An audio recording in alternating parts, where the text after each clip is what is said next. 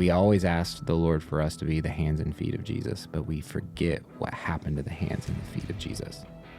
And so if we're not willing to take the suffering and the pain that those hands and those feet took to bring intimacy to us and to our Father, be careful what you pray for.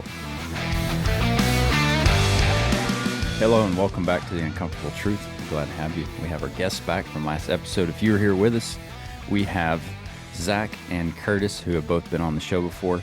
Curtis, you're supposed to say like, "What's up, man?" Oh, what's up, man? What's up? I gotta get used to this. How are you? Man, I'm doing. Yeah, that's a load of bull crap. I'm doing. How are you really? I'm doing. And that's, I would say right now, for me, it's just been a whole lot of, okay, God, what are you doing?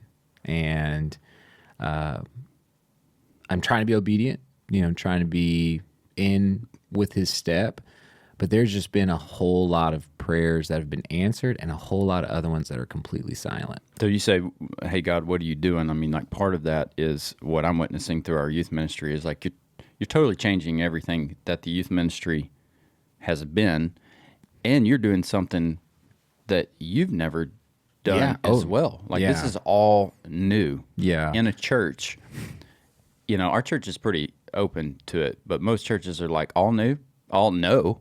Yeah. So what do you, like when you say, God, what are you doing? Like specifically in your life, what are you seeing? What's he answering that question with? Well, I feel like that's what's funny is usually when you go to a new church or like a new area, it's typically like, okay, the church is going to take some time for you to kind of learn the mission, the vision, kind of take some time to change some things. And then while you're doing that, you start finding your crew, you start finding your circle, you start to kind of like find your balance and your rhythm. I feel like it's been the opposite thing here. Ministry here has been just, the perfect fit. I've walked in and it's just been, you saying that because that's what you've been taught to say? Or No. This is something I've told the entire staff to their face. It's just the idea that like ministry here has really fit exactly where God has put me in my confidence, in my spiritual walk. But the other side of finding your rhythm, finding your people, finding just kind of like, why am I in Longview though? Like, why am I here? And then also like, okay, you got us in this house. Literally we were in a house for 2 weeks and our house floods. Mm-hmm. And then you go in and we have another one. And then yesterday I flooded my house again by leaving my tub on. And I'm just like, all right, God, like I'm trying to find people to like come alongside me. I'm trying to find just some rhythm within my home and I feel like I have more rhythm in at home with my ministry than I do in my own house. Do you feel like it's like out of control? I wouldn't say it's out of control. It's just now laughable. Like, okay. I'm like, all right, God, you're really trying to break something, because at the end of the day, one thing I've been learning more and more is this humility portion of whether you're building it into your relationships, whether you're building it into actual physical things, whether you're trying to build it into financial things, the idea of God's going to take that pride in some way, shape, or form, whether you give it, whether like you submit it, or whether it kind of gets completely broken by a circumstance, or he's going to take it out, and that's going to be a lot more painful. Yeah. And so he's kind of like, here's this point where, hey, Curtis, like I'm going to give you this house, or I'm going to give you this money, or I'm going to give you this relationship.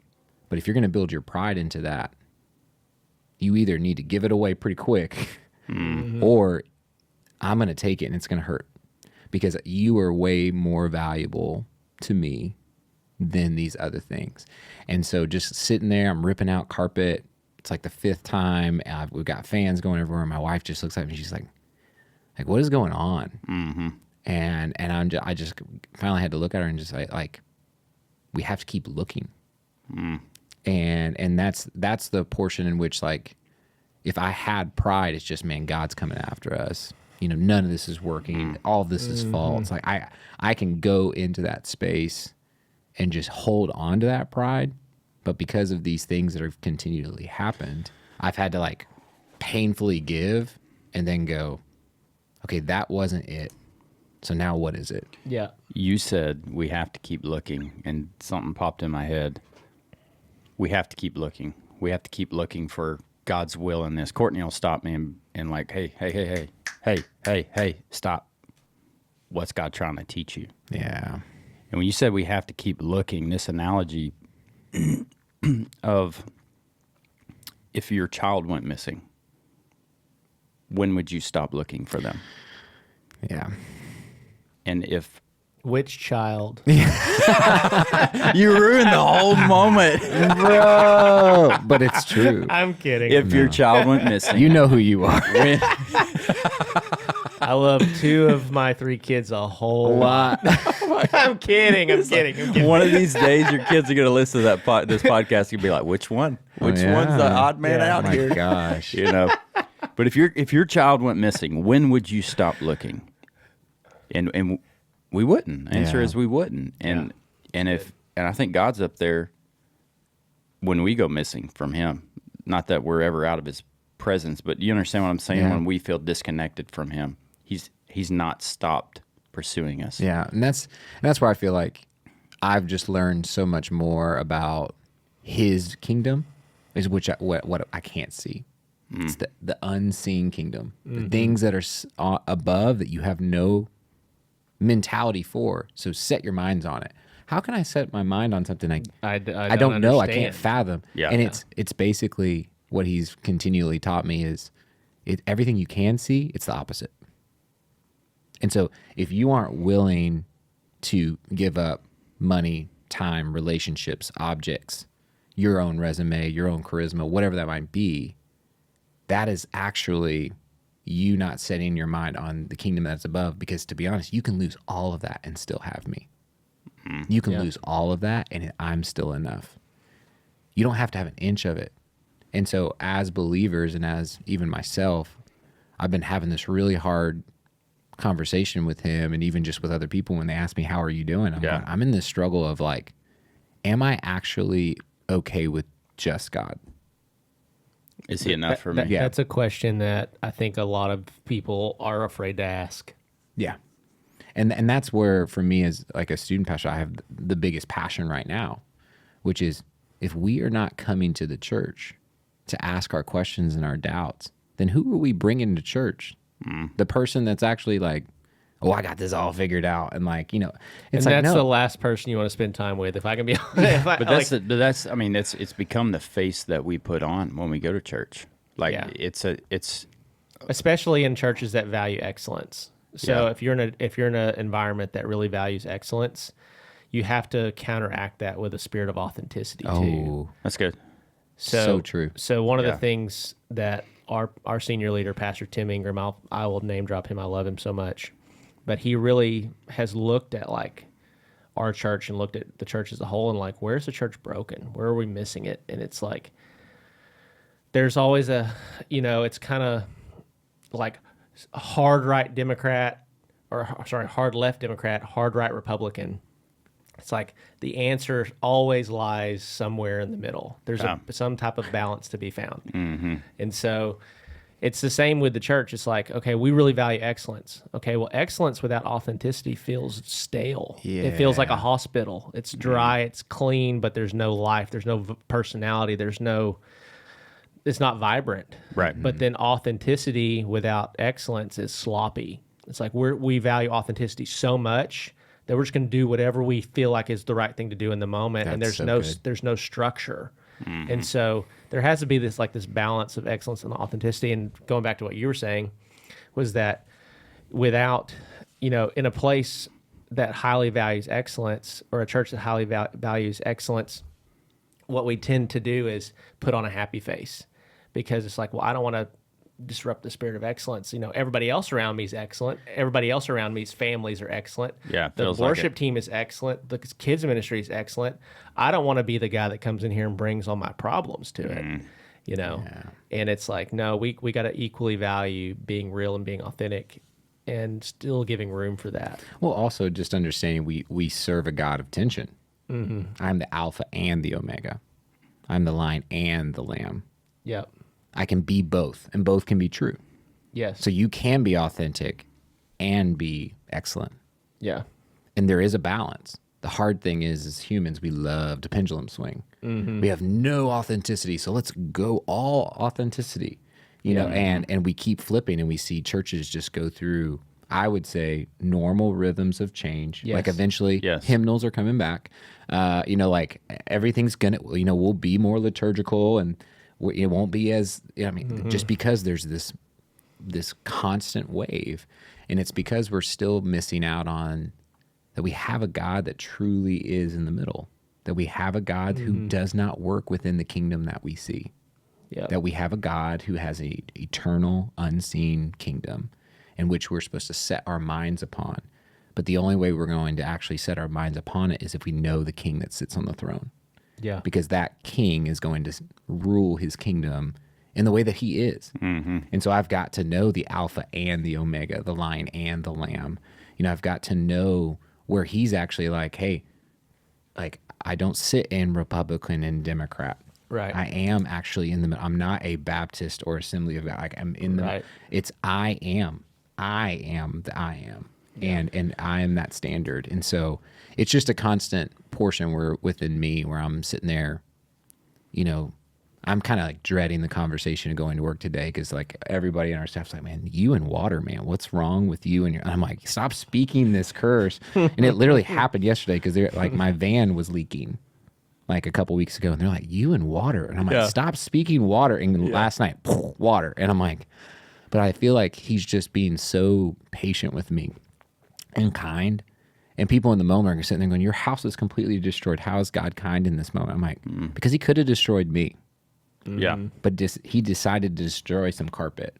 Yeah. And he made me uncomfortable for 2.5 hours, sitting there frustrated that I was the dummy that left the shower on. I was the actual problem here.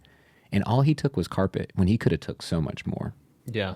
You know? I think as men, right, we have pride issues, all of us, and when we hear That's you know, dude, I don't have a pride issue. I know you don't, but like in I general, want to be like Zach when Dude, I grow in up. general, I don't struggle. I don't struggle with most men struggle, except Zach, with pride issues.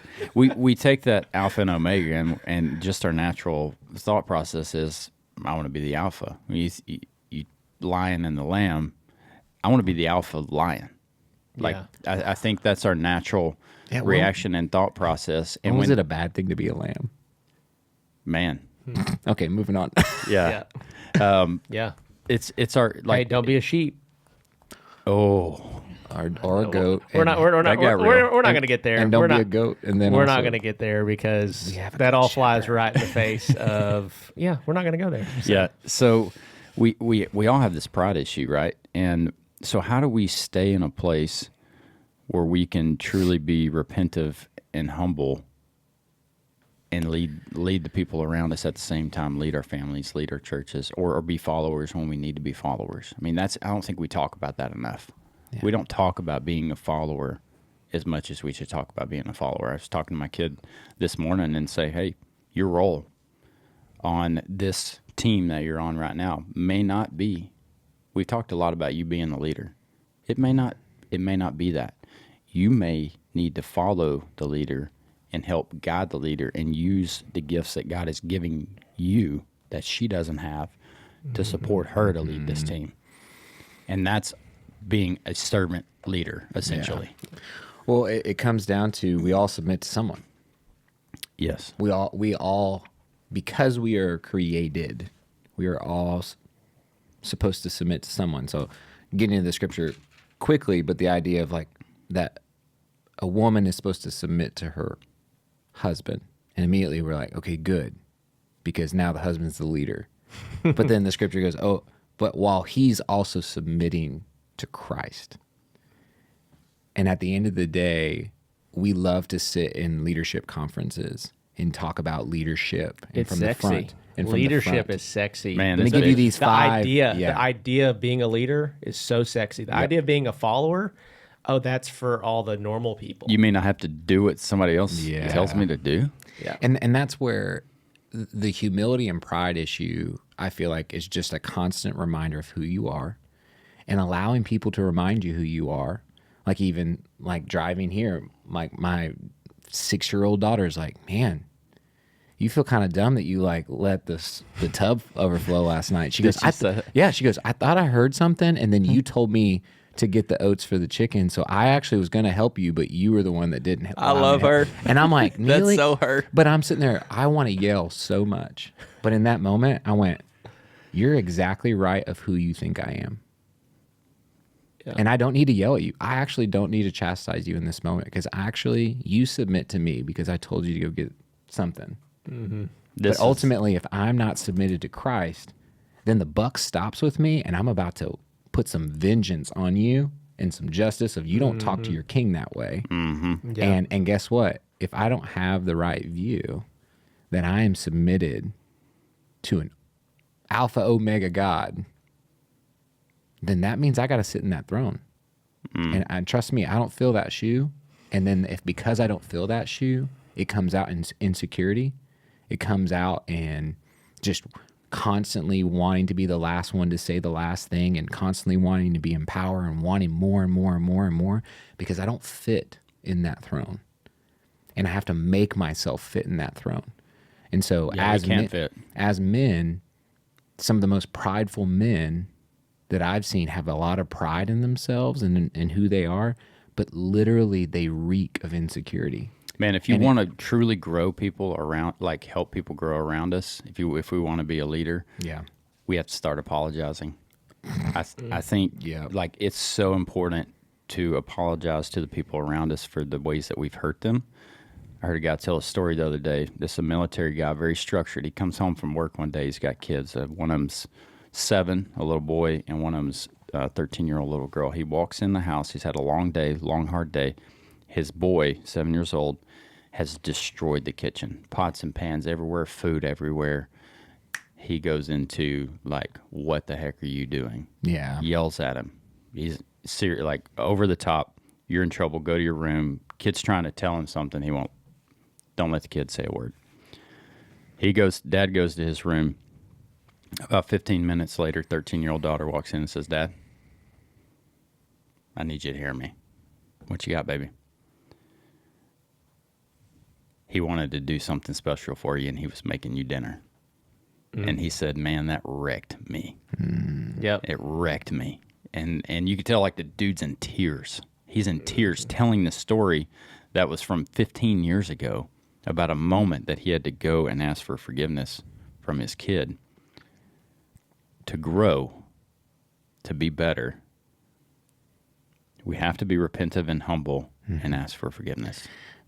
Because what's beautiful in that moment is within the humility that man, husband and father, does to say, I'm sorry, immediately restores the image of the eternal Father for that daughter and that son.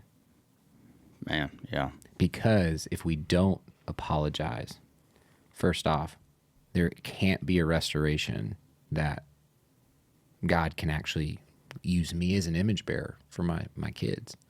Yeah. Because there will always be this, well, he'll say sorry about certain things, but not everything. So God only is going to hear me on certain things and not everything. But then also, my father humbled himself and apologized to me and said, you're right, and I was wrong. Now I can actually understand when it says that Jesus humiliated and humbled himself and became flesh for me. Yep. And the idea that we as men, within our pride and within our situation, we've got to understand we're carrying a way bigger stick than just paying the bills and just constantly, feeling like we have to meet some job or resume. But the idea is like we're actually image bearers in this place. And so if I can keep that mindset that, man, I carry a way bigger stick than if I keep these lights on, it actually humbles me to go, you know what? All these things I built my pride on of like, sweetheart, look, I got you a bike for your birthday, or hey, look at this and look at that. And she's like, oh, Dad, you're so great.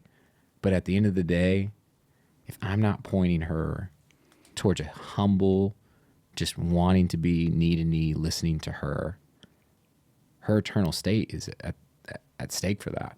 And so it's just for me to constantly humble myself in those moments And I apologized because I will say I did not respond very well when I found out I was the tub bandit, and said some things. And so I went up to my girls right at dinner, and I was like, I'm so sorry for the anger, the things that I said, for pushing away certain things and just talking the way that I did. I'm sorry.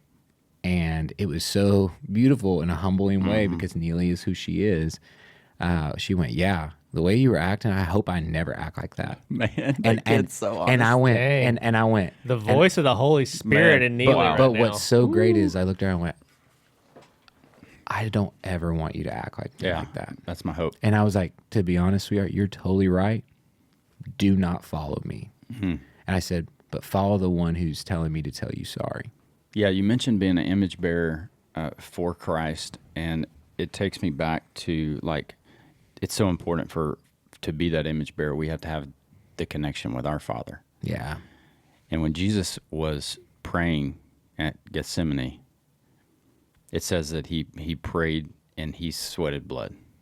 And he said, Father, if you could take this cup from me. And what I've always thought was that he knew the excruciating physical pain that he was going to go through. He knew that he was going to be beaten. If you've ever seen The Passion of the Christ, it depicts that, right? But it doesn't depict the whole thing.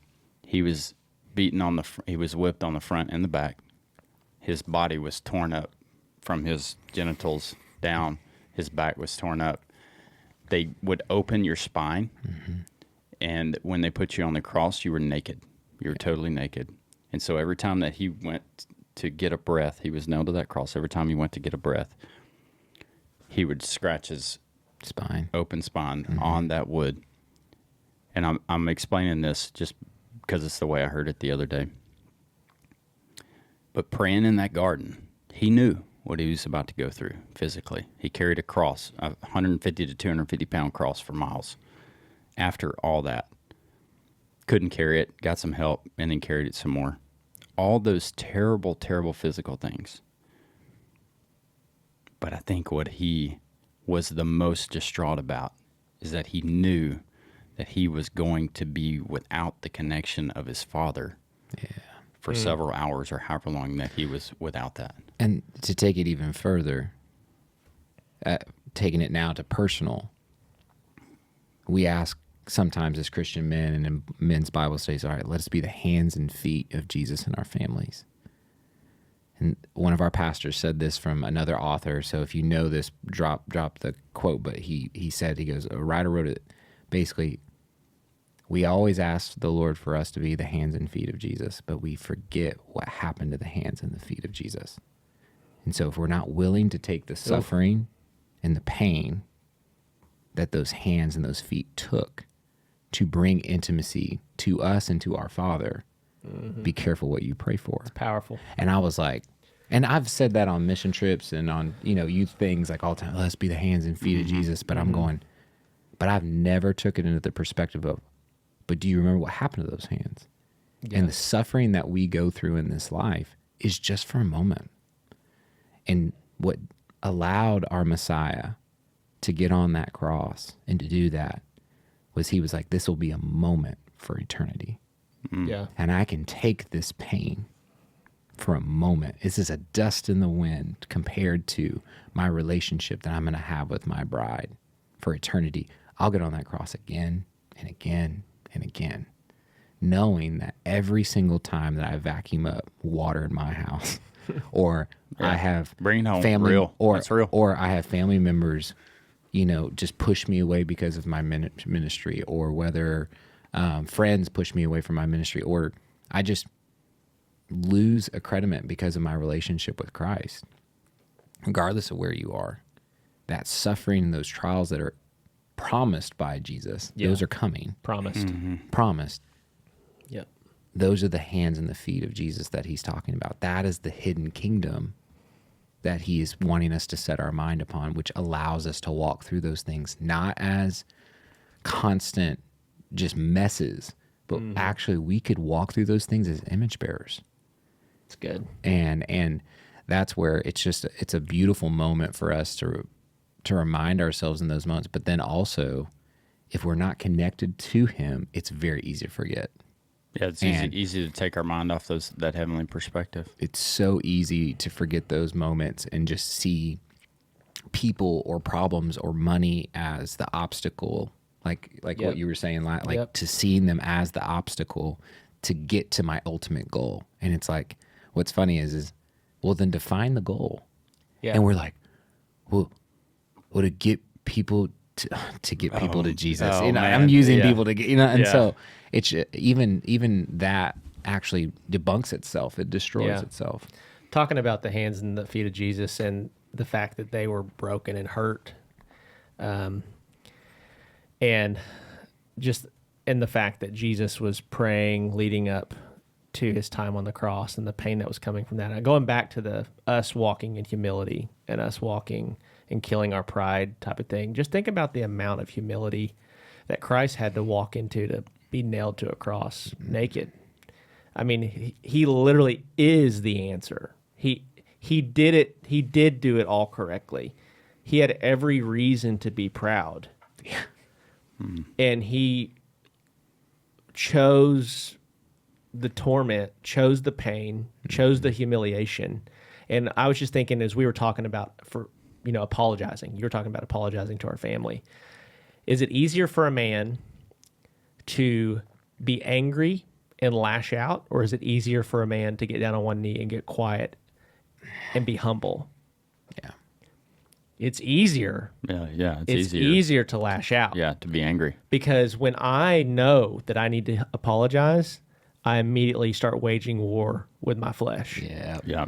And I love this perspective of that's what sacrifice looks like. That's what sacrificing, putting your pride on a cross looks like. Because when you're doing it the right way, you're fully acknowledging and fully understanding that this is going to be painful for a moment Yeah.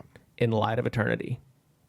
Like this moment where I have to get down and I have to humble myself, I don't want to do that. And all of this goes back to, am I in a place where I am hearing the voice of God? Yeah.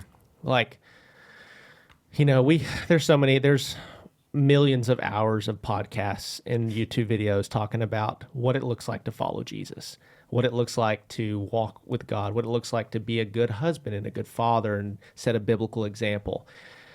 Recently, I felt like the Lord revealed a couple things to me that were like, he said, these are gauges on your dashboard.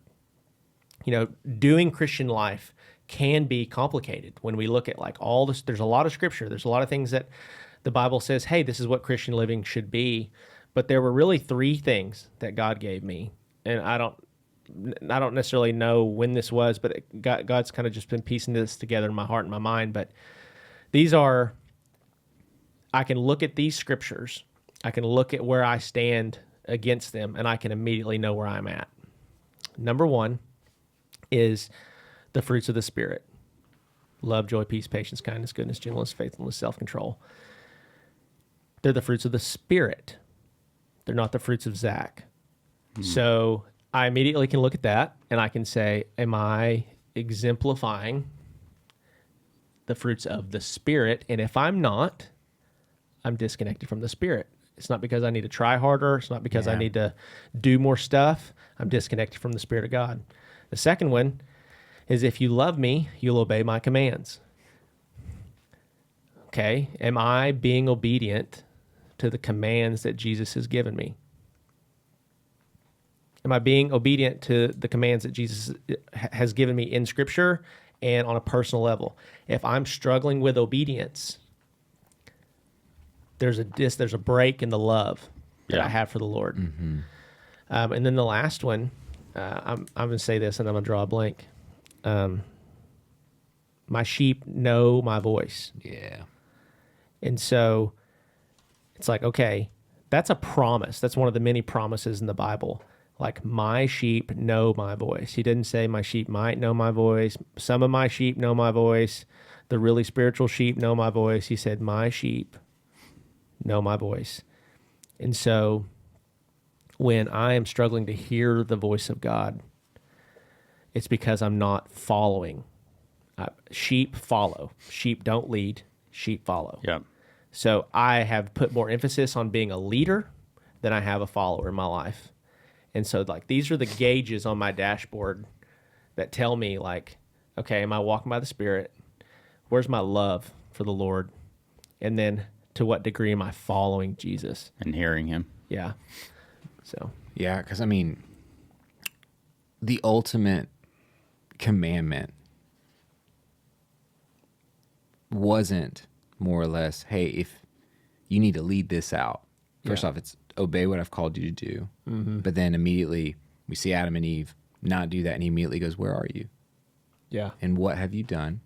And let's read those dashboards. And then we even see it with Jesus, and he sits there and goes, hey, follow me. Mm-hmm. Not lead. Don't go and get things figured out. Yep. You know, like we even look at Abraham, like God is meeting with Isaac, and he says, I will do this because Abraham listened to me, obeyed all my requirements and commandments, decrees and instructions. So he blessed Isaac. Right. And the idea that if we're really wanting, not only for ourselves, but even for our families, and to be a leader that a flock actually would benefit from, not follow.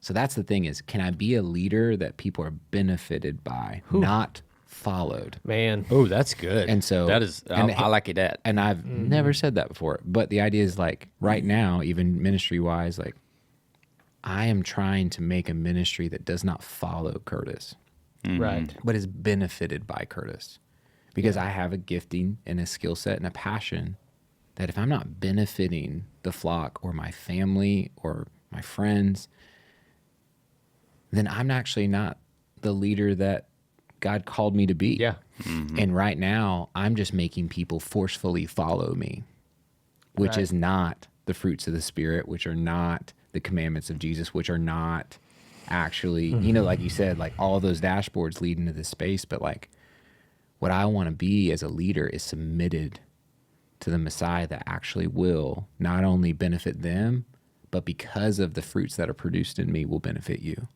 Yeah. And because of that, Abraham's actual relationship with the Lord and his following of him blessed his sons. Yeah.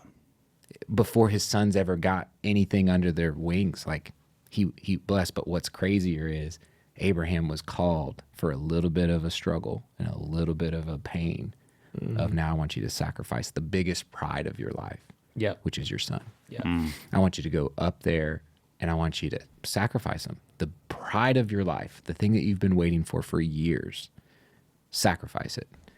And he goes up there and immediately already knows God's going to provide by, I'm going to kill my son. Not he's going to provide a lamb. No, he's going to provide when I kill my son, and he resurrects him. Yeah. Like he thought he was going to already come back to life. He's already in the pain. He's already in the grief and the depression. So people are like, well, God stopped him, so he really didn't feel that pain. No, he was already. No. He was committed. He was already in that place. That his son was already dead in his mind. Yep.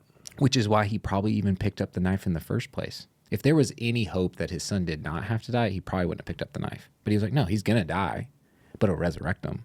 Yeah. And so the idea is, am I willing to sacrifice the prides of my life to Yahweh, who is calling me to not just hurt myself for no reason? It actually benefits me in my relationship with him, which then benefits my family and my sons and my daughters, which then benefits my community, which then benefits the body of Christ. I mean, like, it's crazy to understand that this lion the lamb mentality of what I would say the church is right now is like, you got to be that lion, man. You gotta get out there and you gotta take Satan by the throat and just kick him around. And I'm like, that's actually probably my Messiah's and shepherd's job. Yeah. So I'm gonna follow him as he already took him and put him where he's at. He already took that heel and put it where it needed to go. Yeah. And so I'm actually going to be so confident in my pride of my God. Yeah, not myself. That I'm actually going to be super, super okay with who I am, and okay when I make mistakes, and okay when I make terrible mistakes and fill up my tub and overflow and flood my house. Yeah. Like I'm going to be okay. And it's not because I'm happy about it. I'm still going to be loathed about it. But I'm going to sit there and go, but we can still keep looking because there's hope. Because there's something here. There is actually something here because I am actually supposed to lead my family in a benefit, not as a follower. And I love I love that breakdown of like our job is to be beneficial to the flock. And I will be humble and own, like I started my ministry and have spent a lot of time in my ministry focusing on like God's using me, my gifts, my abilities. And there was I don't think it was intentional, but there was a like inward focus to ministry is about God using me to be, to deliver a message, you know? Yeah. And it's like, gosh, when you use that language, like, is what you're doing beneficial? Like, are you benefiting the people around you? It just forces you to look through a lens of humility. It forces you to look through a lens of, gosh, like, am I loving the people? Yeah. Like, is there a heart for the people, or is there just a calling on my life, you know? Because it's like, yeah, you know, we got a prophetic word years ago that you would be a preacher or a teacher or a pastor or an evangelist or a prophet or a entrepreneur or whatever that thing might be. And we can go do the calling with a heart that doesn't benefit the people. Yeah. You know? And that calling then all of a sudden turns into a curse. Well, curse, and it's a mission. Yeah. And now if it's either pass or fail, but the idea is if it's a calling, it doesn't matter what we see. It's never pass or fail by what we see. Yeah. And so there's so many times, I mean, I've started from a student ministry that started off with 3. Yeah. And now a student ministry that has 225 high school students on a Wednesday night, and kids are like, isn't this great? And I'm like, yeah, I guess. It ain't about the numbers, about the heart. But like, where are these kids at? Yeah. Hey, how are you? Yeah. Where are you? Where are you? Where are you? Where's your I heart? am terrified that I'm going to die one day, and he's going to go, I gave you 225 of my precious gifts, and you did it by yourself. You made them follow you. And you don't know where they're at. You don't know what's going on in their lives. Why did you not invest that talent to the actual investment of other people pouring in, investing into their parents, investing in, and actually empowering and being a benefit to the church, family, and home that they actually are a part of? Yeah. And so it's just, it continues to humble me that I am going to leave one day, and the ministry is going to keep going. Yep. And it does not matter who is in the seat, but who is in the seat is supposed to benefit who actually is around them. And those benefits come different ways. Like the way you do ministry is probably way different than what I do, but you're bringing that benefit that only Zach can bring, that only Curtis can bring. And that's what's the beautiful part. That's the calling part. Yeah. Is I've actually uniquely gift put you in Arkansas and put him in Alabama. Yep. You've got the same kind of passion for students, but it's going to shake out in different trees. Right. And that's the sovereignty of God, which is also the Alpha and the Omega. There is not a right way to do ministry. I wish there was a really perfect way to do it. But that's what's crazy. He's not going to let you have that. No. Because then you can build your pride on it. Yeah. So why would we ever think, well, if you're not doing it this way, you're doing it wrong? So you're just saying walk with him and he'll guide you as you go. Exactly. That there's not like, I mean, we have the Bible. Well, right? well, we look at Paul and he said, follow me as I follow Christ, which then makes that leadership mentality of, oh, we're supposed to be a leader in which they follow. No, Paul gave everything that he had away. Right. He gave all of his wisdom, all of his failures, all of his critiques. He gave actually his friendships up to going, I'm going to actually sound really mean right now. I wish I could tell it to your face, but like I might be hurting your feelings. He gave up everything so that they could be better than Paul. Yeah. That's what he was hoping for. Yeah. And at the end of the day, ministry is just trying to get people to be better than you in following Jesus and going, I'm going to give you everything that I have. Every patriarch of the Old Testament just gave the next generation everything that they had. And in the same sense, I want to be a pastor that benefits everyone that's around me by giving them all that I have. Because if I hold on to it, he's going to take it. And with he'll that, humble me. for any pastors listening, if you do that and you're not walking with the Lord, it'll feel unfair, and it'll feel like you got the short end of the stick, and it'll feel like you've done something, like God hung you out to dry. Yeah. But if you stay in a place where you're being encouraged, you're walking by the Spirit, God is speaking to you. Like you're opening up the Bible, and the rhema word of God is coming alive. And like you're going throughout your day, and like the Lord's like, you need to call them, you need to text them, you need to encourage them. Like if you're walking by the Spirit as you give everything away, you're never empty. Yeah. You're never left empty. Yep. I just immediately got a picture of a grandparent. A grandparent is the perfect example because they give away everything to their grandkids, to everyone that's around them. They'll reach out to that one aunt of like a letter because they've come to the end of themselves, to the end of their lives, and go, none of this matters. I'm going to give away everything that I have. What if we could figure that out in our 20s and 30s? What if we could figure that out in our teenage years? Yeah. That we could actually build into our homes and our church and our families.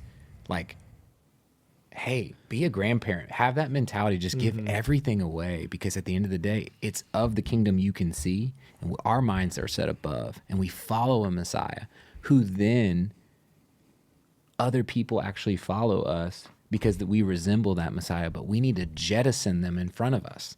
Like it's kind of like slingshot, engage. You know, Yeah, like, slingshot. When people follow me as a pastor, I don't want them to follow me for my whole life. They should go past me. Yeah. I should actually figure out some type of funnel to allow them to go further than me. Yes. Because I'm actually following him. Yeah.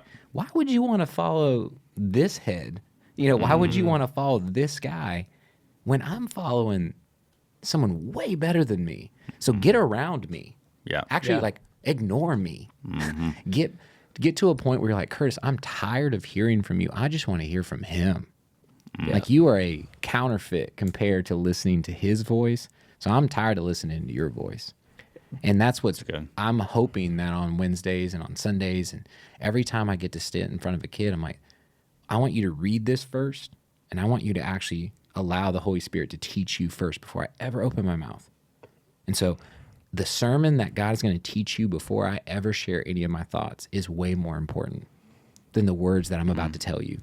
Our desire to be so great for Jesus, our desire is that when we do talk and lead and live, that people just see Jesus, right? And that's through our sanctification. And sanctification comes with some really hard things that you've gone through, And God gives us those sanctification moments when we're ready to receive them. Yeah. And being ready to receive them, this is just what I've put together through talking to these last two podcasts, is when we're ready to receive them is that when we're truly in a place of being humble And broken. and repentive, and we really understand that the dude that we wake up and look in the mirror every morning is broken. Yeah. Yeah. Totally broken. Yeah. We have nothing that could benefit him, yet he still Benefits us. That's right. It's quiet. That's a good place to end. We appreciate y'all being here today. If that impacted you, if Jesus impacts you, not us, but him in us, help us reach more people for Jesus. Help Jesus reach more people for Jesus. Hit those buttons at the bottom. Subscribe, like, make a comment, whatever. Go kick the day in the face, and we'll catch you on the next one.